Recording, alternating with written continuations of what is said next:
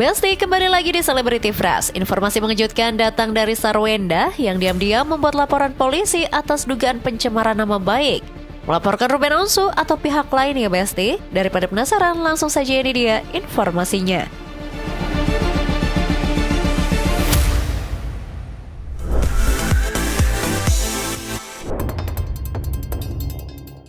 Besti di tengah konflik dengan mantan suaminya yang masih menjadi sorotan publik.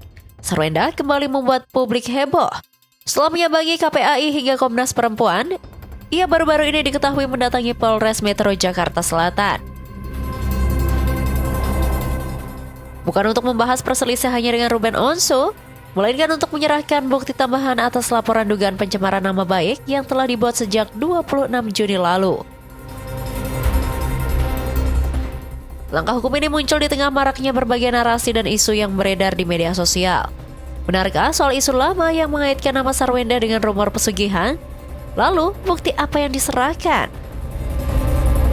Ada beberapa akun media sosial yang diduga mencemari nama baik dari Sarwenda dan juga ada fitnah di sana. Jadi kita sudah buat laporan polisi, sudah ada. Sarwenda juga sudah periksa yang keterangannya hari ini datang di sini agendanya menyerahkan bukti tambahan. Menurut kuasa hukumnya, laporan tersebut dilakukan karena berbagai unggahan di media sosial dinilai tidak sesuai dengan fakta yang sebenarnya. Mereka menilai narasi yang beredar bukan hanya merugikan nama baik Sarwenda, tapi juga berdampak kepada keluarga dan anak-anaknya. Kita sudah buat laporan itu dari tanggal 26 kemarin ya, 26 Juni, dan tanda terima laporan sudah ada, sudah diperiksa, diambil keterangannya, dan hari ini agendanya hanya menyerahkan bukti tambahan saja. Tapi sampai akhirnya melakukan laporan sendiri mungkin pertimbangannya apa Bang? Pertimbangannya karena yang disampaikan di akun-akun itu tidak sesuai dengan fakta yang sebenarnya, ada fitnah, ada pencemaran nama baik, dan itu sangat merugikan Ibu Sarwenda sendiri, keluarganya, dan juga anak-anaknya. Menurut kuasa hukum, bukti tambahan yang diserahkan berupa tangkapan layar, serta rekaman video dari sejumlah akun media sosial yang diduga menyebarkan informasi yang mereka nilai sebagai fitnah. Mereka menyebut akun-akun tersebut tidak hanya menyerang Sarwenda secara pribadi, tapi juga keluarga besarnya nih Besti. Menurut pihaknya, langkah tersebut juga dilakukan untuk menunjukkan bahwa narasi yang tersebar di media sosial tidak sesuai dengan fakta versi dirinya.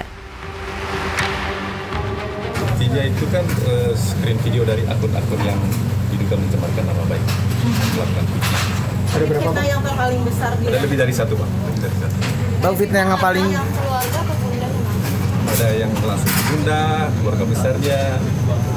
Jadi kita poinnya di sini kan, ini kan di media sosial ya, pasti ada jejak digitalnya. Jangan sampai nanti anak-anak dari Bu Sarwenda ini suatu waktu bisa melihat itu lagi, itu kan mengganggu perkembangan mereka. Jadi kalau pembahasan terkait dengan laporan yang sekarang ini memang juga jadi fokus utama keluarga sih. Dan ini memang mau menunjukkan bahwa apa yang disampaikan, apa yang beredar itu Di tengah berbagai spekulasi yang berembus, Sarwenda memilih menempuh jalur hukum untuk menanggapi unggahan yang menurutnya merugikan dirinya dan juga keluarga. Akankah bukti-bukti yang diserahkan membawa perkara ini ke babak baru? Ataukah polemik yang sudah memanas ini masih akan terus berlanjut? Informasi selanjutnya, ada Tantri Kotak yang akhirnya buka suara soal dugaan penipuan yang dilakukan oleh temannya sendiri. Seperti apa informasinya? Langsung saja, ini dia.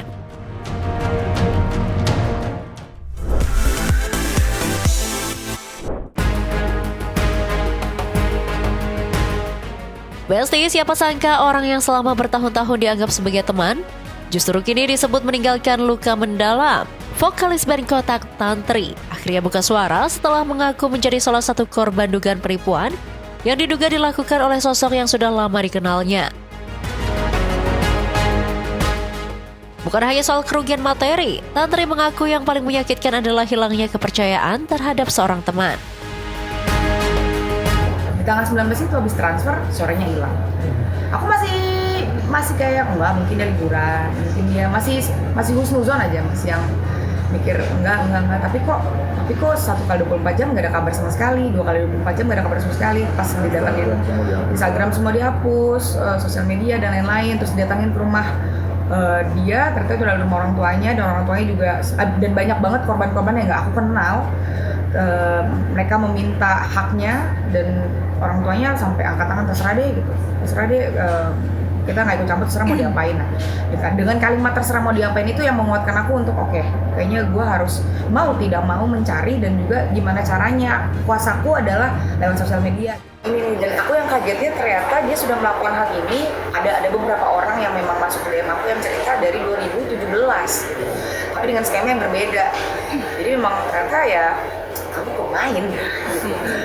Itu yang bikin aku kayak kecewa banget. Ini aku bukan ngomongin masalah, aku kecewa kondisi ini nominalnya hilang, tapi lebih bener-bener yang bikin aku kecewa banget, kok tega sih itu doang.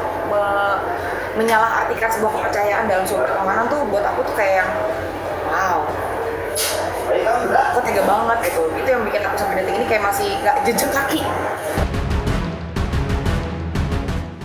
Dan yang paling membuat Tantri mengaku miris dengan kelakuan sang terduga pelaku adalah ketika Tantri mengaku mendapatkan banyak pesan dari orang-orang yang mengaku pernah mengalami kejadian serupa sejak beberapa tahun lalu, meski dengan pola yang berbeda. Dan yang paling membuatnya terpukul, kisah salah seorang temannya yang sedang berjuang melawan kanker.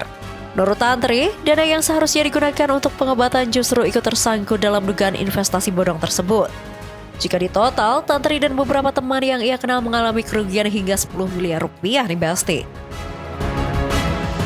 Yang paling menyedihkan buat aku, dan aku tergerak banget untuk ngomong tuh, jadi temanku ini yang dia harus berobat cancer, harusnya kemarin tanggal 26 berangkat karena dijanjikan profit dari benefit ini kan.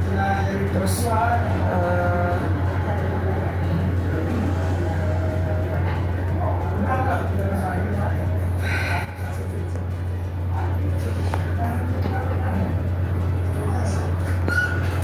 jadi tuh di pengobatan cancer tuh udah lama banget gitu, itu nggak cocok obatnya. Nah pas kemarin ini karena ada angin segar dari investasi ini kan, dia kayak ngerasa gue harus cari pengobatan yang paling bagus gitu. Jadi dia mau berobat segala macam, tinggal 3 kali kemo lagi. Tapi ternyata harus berhenti di sini, dia malah makin stres.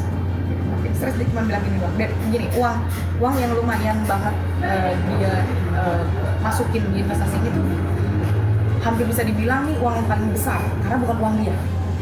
Jadi dia dijadiin agent sama si PM buat cari investor lain.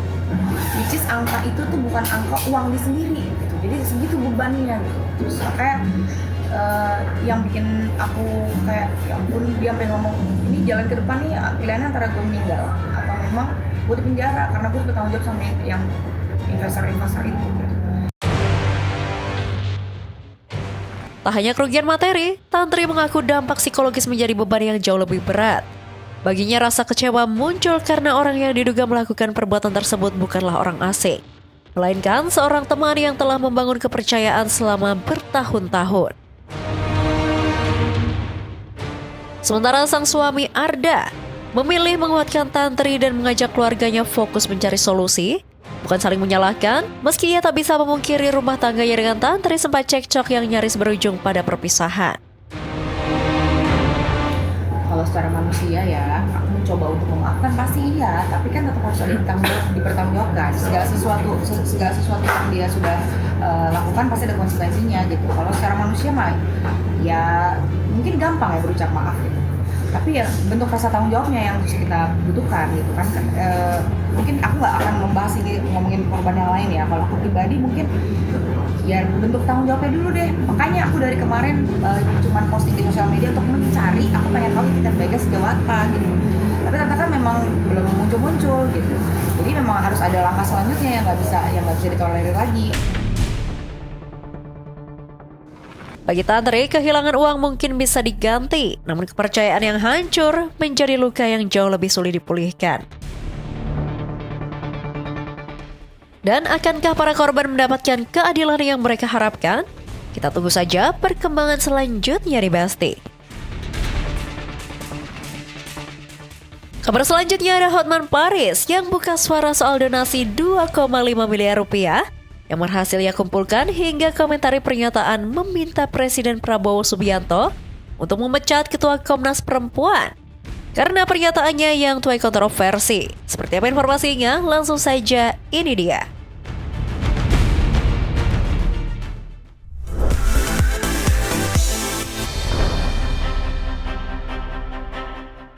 Besti, kasus dugaan penganiayaan di Bandung terhadap Yovita Tri Rezeki masih terus menyita perhatian publik. Di tengah perhatian publik, Hotman Paris mengungkapkan bahwa gerakan penggalangan dana yang ia lakukan telah mendapat respon besar dari masyarakat dan koleganya. Menurutnya, donasi yang terkumpul kini telah mencapai 2,5 miliar rupiah nih Besti. Saya sudah berhasil mengumpulkan dana sekitar 2,5 miliar. Saya yang sebagian besar dapat dari klien-klien saya, masih puluhan klien saya mau menyumbang, tapi saya mengatakan stop, sudah kebanyakan, ini sudah cukup. Terima kasih kepada warga, banyak juga yang menyumbang hanya 10.000, 50.000. Itu menunjukkan bahwa warga kita itu masih punya hati nurani. Jadi nanti saya sekarang lagi di Singapura. Begitu saya pulang, nanti saya akan ke Bandung menyerahkan uang ini. Uang ini rencananya adalah untuk modal dia di masa depan. Kalau untuk rumah sakit kan sudah ditanggung oleh KDM dan lain-lain. Ini untuk modal dia masa depan. Kalau saya mau bisa puluhan miliar, tapi jangan. Nggak boleh kebanyakan. Tak hanya berbicara mengenai bantuan untuk korban, Hotman Paris juga menanggapi pernyataan Komnas Perempuan yang sempat menjadi perdebatan.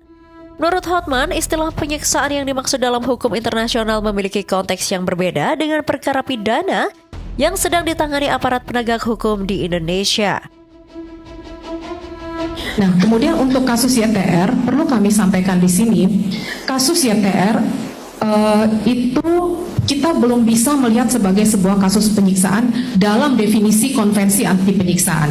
Dalam konvensi anti penyiksaan, dia mensyaratkan bahwa perbuatan tersebut ditujukan untuk menimbulkan severe pain, kesakitan yang sangat luar biasa untuk mendapatkan tujuan tertentu. Tujuan itu adalah misalnya mendapatkan pengakuan atau untuk diskriminasi, dan ada keterlibatan negara. Dalam kasus YTR, kita sudah melihat bahwa memang ada tindakan yang menimbulkan severe pain. Jadi itu dampaknya sangat luar biasa. Nah, yang perlu kita periksa sekarang adalah apakah ini belum terlihat ya, apakah ada pengabaian dari pemerintah daerah, misalnya tempat kos-kosannya atau dari aparat penegak hukum, misalnya ketika perempuan tersebut, korban tersebut sudah berusaha untuk menyampaikan kasusnya. Jadi dia sok pintar, berlagu, mau pamer seolah-olah dia pintar, tapi dia memberikan contoh yang tidak tepat gitu loh. Ya, ini kan penganiayaan yang mengakibatkan orangnya tersiksa. Dalam KUH pidana kita pun tidak ada istilah penyiksaan.